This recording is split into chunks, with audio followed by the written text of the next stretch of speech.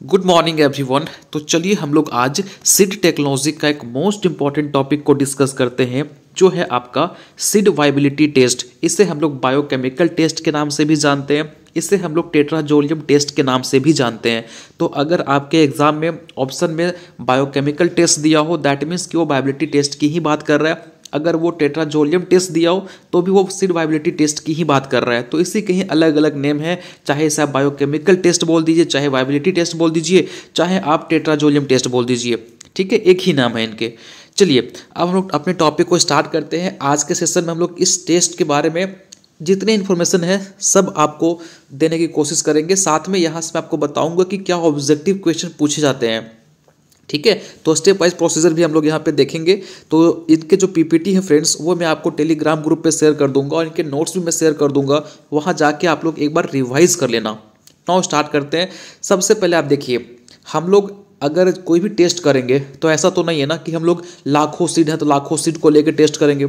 हमको एक निश्चित सीड सैंपल की जरूरत पड़ती है ना। तो अब क्वेश्चन ये उठता है कि सीड सैंपल हम लोग कितना लेंगे। तो हम लोग 100 to 200 सीड सैंपल लेंगे, है ना। अगर आपके पास बहुत सारा सीड है, हमको टेस्ट करना है कि ये जो सीड है इनमें से कितने सीड्स सही हैं, जिनको अगर हम लगाएंगे तो वो अच्छे से अंकुरित करेंगे, अच्छे से वो फिर फर्दर क्रॉप में कन्वर्ट हो जाएंगे, है ना। तो आपको 100 से 200 सीड सैंपल हम लेते हैं सीड वाइबिलिटी टेस्ट करने के लिए। तो ये पूछा जाता है कि सीड वाइबिलिटी टेस्ट में कितने सीड को हम लेंगे एज अ सीड सैंपल। तो 100 से 200 सीड को लेंगे। ठीक है, अब ये 100 से 200 सीड तो हम ले लिए। अब हम क्या करेंगे, इसका रेप्लिका तैयार करेंगे। अब कितने रेप्लिका तैयार करते हैं, 4, है ना। कितने रेप्लिका तैयार करते हैं भाई, 4 रेप्लिका तैयार करेंगे। और आपको पता है कि इसे क्या बोलते हैं, इसको हम लोग पेट्री डिश बोलते हैं। इतना तो आप पढ़े होंगे लैब में, इसे क्या बोलते हैं, पेट्री डिश बोलते हैं। तो हम लोग अब क्या करेंगे, आप भाई सिंपल सी बात है, आपके पास बहुत सारे सीड्स थे, उस सारे सीड में से आपने 100 से 200 सीड को ले लिया एज अ सीड सैंपल। ठीक है, और फिर इसका हम लोग तैयार करेंगे रेप्लिका। अब देखिए, आपके पास 4 पैटेटिस दिखाई पड़ रहा है ना, 4 पैटेटिस दिखाई पड़ रहे हैं। ये देखिए 4 पैटेटिस दिखाई पड़ रहा है। अब बात ये है कि 4 पैटेटिस में हम क्या करेंगे, इसमें हम 100 से 200 सीड रखेंगे, इसमें हम 100 से 200 सीड रखेंगे, इसमें हम 100 से 200 सीड रखेंगे, इसमें 100 से 200 सीड रखेंगे।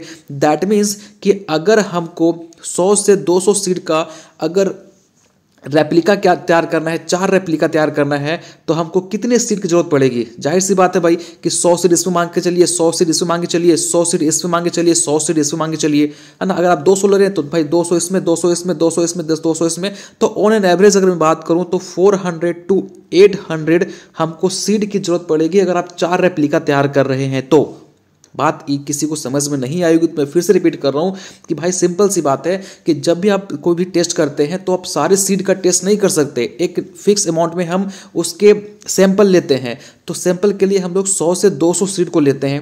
ठीक है, आपने 100 से 200 सीड आपने लिया एज अ सीड सैंपल। अब इस 100 से 200 सीड का हम क्या करेंगे, 4 रेप्लिका तैयार करेंगे। अब 4 रेप्लिका तैयार करेंगे, दैट मीन्स 4 पैटी डिश में हम 100 से 200 सीड को डालेंगे। अब देखिए, इसमें आप 100 से 200 सीड डाल दिए, इस पैटी डिश में 100 से 200 सीड डाल दिए, इसमें 100 से 200 सीड डाल दिए, इसमें 100 से 200 सीड डाल दिए। तो आप 4 पैटी डिश में डाले हैं, तो आपको कितने सीड चाहिए, तो ऑफकोर्स 400 से 800 सीड। अगर 100 डाले हैं तो फिर आपको 400 सीड चाहिए, अगर आप 200 डाले हैं तो 800 सीड चाहिए आपको। Is it clear. तो हम 4 रेप्लिका तैयार कर लेंगे।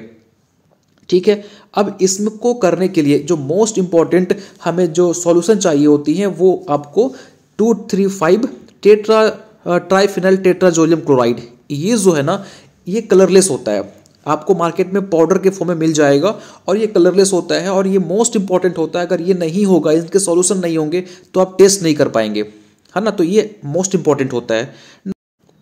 नाउ फ्रेंड्स, अब हम बात करते हैं कि बायोकेमिकल टेस्ट करने के प्रोसेस क्या होते हैं, क्या इनके प्रोसीजर होते हैं। पहले मैं आपको बता दूं कि बायोकेमिकल टेस्ट को ही हम लोग टेट्राजोलियम टेस्ट बोलते हैं। आपको मैंने स्टार्टिंग में ही बताया था, इससे ही हम लोग वाइबिलिटी टेस्ट बोलते हैं। तो सारे नेम एक ही हैं, चाहे इसको आप बायोकेमिकल टेस्ट बोल दीजिए, चाहे इसको आप टेट्राजोलियम टेस्ट बोल दीजिए, चाहे इसे आप वाइबिलिटी टेस्ट बोल दीजिए। ठीक है, एक ही नेम है इनके। चलिए आगे बढ़ते हैं इनके प्रोसीजर की तरफ और देखते हैं क्या प्रोसीजर होते हैं वाइबिलिटी टेस्ट करने का। तो सबसे पहली बात हम क्या करेंगे, अगर मैं आपको बोलूं कि आप इस टेस्ट को कीजिए तो क्या कीजिएगा, आपके पास अगर लाखों सीड है तो आप लाखों सीड को ले लेंगे? नहीं, हमको उनमें से कुछ सीड को लेना पड़ेगा और उनकी फिर टेस्ट करनी पड़ेगी। कहीं होता है ना भाई कि अगर आपको किसी तरह का डिजीज़ है तो डॉक्टर क्या करता है, पूरा का पूरा शरीर का ब्लड ले लेता है? नहीं लेता है, वो कुछ ही ब्लड लेता है, आपके मतलब हल्का ब्लड लेता है और उसी से फिर आपके डिजीज़ का वो आइडेंटिफाई कर लेता है। ठीक है, तो उसी तरीके से हम कुछ सीड लेंगे, that is called seed sample. तो कितना सैंपल लेंगे, तो 100 से 200 सीड का हम सीड सैंपल लेते हैं। ठीक है, समझ में आ गया। अब जो हम सीड सैंपल लिए हैं इसका हम 4 रेप्लिका तैयार करेंगे, है ना। ये भी पूछा गया कितना रेप्लिका तैयार करते हैं, तो 4 रेप्लिका तैयार करते हैं। ठीक है, तो इसको क्या कीजिएगा, आप 4 पैट्री डिश ले लीजिए और हर एक पैट्री डिश में आप 100 से 200 सीड को डाल दीजिए। ठीक है, तो इसी को हम बोलते हैं रेप्लिका। अरे रेप्लिकेशन का मतलब क्या कर रहे हो आप, डीएनए रेप्लिकेशन पढ़े हो ना, तो अब वहाँ पे क्या होता है, डीएनए का ही डुप्लीकेट बनता है। तो इसी का हमें, है ना, सपोज इसमें आप 100 से 200 सीड आप सीड सैंपल लिए थे, इस मान के चलिए ये आपका सीड सैंपल है, इसमें आपने 100 से 200 सीड लिया। अब इसी का रेप्लिका तैयार कर रहे हो, तो इसी का रेप्लिका ये हो गया, इसी का रेप्लिका ये, इसी का रेप्लिका ये, तो एग्जैक्ट फॉर्म। तो आपके पास कितना सीड जरूरत पड़ेगा अगर आप रेप्लिका तैयार कर रहे हो, तो 400 से 800 तक। तो सबसे पहली बात कि हम सीड सैंपल में 100 से 200 सीड लेते हैं, फिर उसका हम 4 रेप्लिका तैयार करते हैं। 4 रेप्लिका तैयार करने के लिए हमको 400 से 800 सीड की रिक्वायरमेंट होती है ना। 100 से 200 सीड इसमें डालेंगे, फिर 100 से 200 सीड इसमें डालेंगे, फिर 100 से 200 सीड इसमें डालेंगे, फिर 100 से 200 सीड इसमें डालेंगे, है ना। अगर आप 100 सीड डालेंगे तो आपको 400 सीड की रिक्वायरमेंट पड़ेगी। अगर आप 200 सीड डाल रहे हो तो फिर आपको 800 सीड की रिक्वायरमेंट पड़ेगी। तो ऑन एन एवरेज 400 to 800 आप मान के चलिए। ठीक है, समझ में आ गया। नाउ अब क्या करेंगे, देखिए थर्ड स्टेप क्या है आपका। अब क्योंकि जो ये सीड थे वो डोरमेंसी स्टेज में थे, अब ये तब तक एक्टिवेट नहीं होंगे जब इनका डोरमेंसी ब्रेक नहीं किए हो। तो हम क्या करेंगे, इनकी डोरमेंसी को ब्रेक करेंगे। तो उसके लिए हम इसको वाटर में डाल देंगे, पानी में डाल देंगे 6 से 8 घंटे तक। कितने डिग्री सेल्सियस पे, 30 डिग्री सेल्सियस पे। तो अब क्या होगा, इनका सीड कोट लूज हो जाएगा, इनमें जो प्रोसेस है वो इनिशिएट हो जाएंगे और इनका डोरमेंसी ब्रेक हो जाएगा। अब क्या करेंगे, लाइक ये आपका सीड है, ठीक है। अब इसको हम इस तरह से कट करेंगे कि इसका एम्ब्रियो एक्सपोज हो जाए, है ना, एम्ब्रियो बाहर दिखना स्टार्ट हो जाए। तो इसको यहाँ से आप कट कर दीजिए, है ना, कुछ फिर आपको कुछ इस तरह से दिखाई पड़ेगा ये, है ना। तो इसके एम्ब्रियो आपने क्या करना है, इस सीड को कट कर देनी है और इस तरह से कट करनी है कि एम्ब्रियो आपका एक्सपोज करे, बाहर दिखना स्टार्ट हो जाए। अब दिख रहा है। अब क्या करेंगे, हम लोग 2,3,5 ट्राइफिनाइल टेट्राजोलियम क्लोराइड का सॉल्यूशन बनाएंगे। ठीक है, आप इसका सॉल्यूशन बना लीजिए। अब सॉल्यूशन कैसे बनाया जाता है मैं यहाँ पे बताने वाला नहीं हूँ, क्योंकि वीडियो का ड्यूरेशन फिर काफ़ी लंबा चला जाएगा और ये आपके काम का नहीं है। बस सिर्फ इतना रखिएगा कि इसमें हम लोग 2,3,5 ट्राइफिनाइल टेट्राजोलियम क्लोराइड सॉल्यूशन का यूज़ करते हैं। ठीक है, समझ में आ गया। अब क्या करेंगे, सॉल्यूशन बना लेंगे और फिर आप देखिए ये 4 पैट्री डिश लिए, इसमें फिर आप ये सीड को रख देंगे, सीड को रख दीजिए। ठीक है, रखने के बाद इसमें सॉल्यूशन को ऐड कर दीजिए। ठीक है, ऐड कर दिए। ऐड करने के बाद आप इस पैट्री डिश को ऐसे जगह पे रखिएगा जहां पे बिल्कुल भी सनलाइट ना पहुंचता हो, मतलब पूरा का पूरा डार्क रूम में आपको रखनी है ना। डार्क रूम में रख दीजिए। कितने घंटे तक, 3 से 4 घंटे तक। ठीक है, अब फिर क्या करेंगे, 3 से 4 घंटे के बाद इस पैट्री डिश को बाहर ले आइए और इस जो सीड है उनको अच्छे से वॉश कर दीजिए, है ना। वॉश करेंगे तो सॉल्यूशन ऑटोमेटिक यहाँ से रिमूव हो जाएंगे। अब वॉश करने के बाद आपको दिखाई पड़ेगा कि इसमें से जो सीड हैं वो कुछ रेड कलर में कन्वर्ट हो गए हैं, है ना। कुछ सीड जो है वो कैसे कन्वर्ट हो जाएंगे, रेड कलर में कन्वर्ट हो जाएंगे। अब जो सीड आपके रेड कलर में कन्वर्ट हो गए हैं वो सीड वाइबल होंगे, वो सीड आपके सही होंगे। वो सीड को जाके आप लगाइए फील्ड के अंदर, 100% वो जर्मिनेट करेगा। ठीक है, तो याद रखिएगा जो सीड रेड कलर में कन्वर्ट हो गया वो सीड आपका वाइबल है और जो उसी कलर में रह गया वो आपका वाइबल नहीं है। अब यहाँ से एक क्वेश्चन और पूछा जाता है कि ये सीड रेड कलर में क्यों कन्वर्ट हो गया, जस्ट बिकॉज ऑफ फॉर्माजीन। ठीक है, फॉर्माजीन की वजह से वो कन्वर्ट हो जाता है रेड कलर में।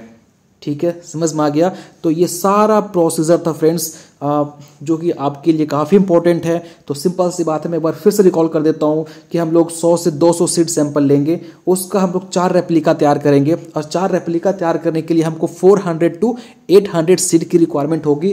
तो कभी भी आप कंफ्यूज मत कीजिएगा, अगर आपसे पूछा जाएगा कि सीड सैंपल हम कितना लेते हैं टेट्राजोलियम टेस्ट करने के लिए, तो 100 से 200 ही मारिएगा आप। अगर आप रेप्लिकेशन लिखा हुआ हो तो फिर आप 400 to 800 मार सकते हैं, ठीक है।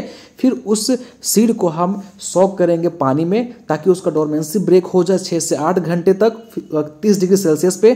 फिर उसको इस तरह से कट करेंगे ताकि उसका एम्ब्रियो एक्सपोज करे, बाहर दिखना स्टार्ट हो जाए। फिर उसको हम लोग 235 ट्राइफिनल टेट्राजोलियम क्लोराइड के सॉल्यूशन में डिप करेंगे, और फिर उसको हम 3 से 4 घंटे तक डार्क रूम में छोड़ देंगे। आफ्टर 3 to 4 आवर्स हम उस पेटी डिश को निकालेंगे, उस सॉल्यूशन को निकालेंगे और उसको वॉश कर देंगे। वॉश करने के बाद उसमें जो सीड है, अगर वो रेड कलर में कन्वर्ट हो गए तो वो सीड को हम ले लेंगे, और ये सीड को फिर जाके फील्ड में लगाएंगे। ये सीड आपके लिए अच्छे होंगे, ये सीड 100% जर्मिनेट करेंगे, क्योंकि ये बहुत ही बेटर सीड है। और ये सीड रेड कलर में क्यों कन्वर्ट हुआ? जस्ट बिकॉज ऑफ फॉर्माजीन, ठीक है।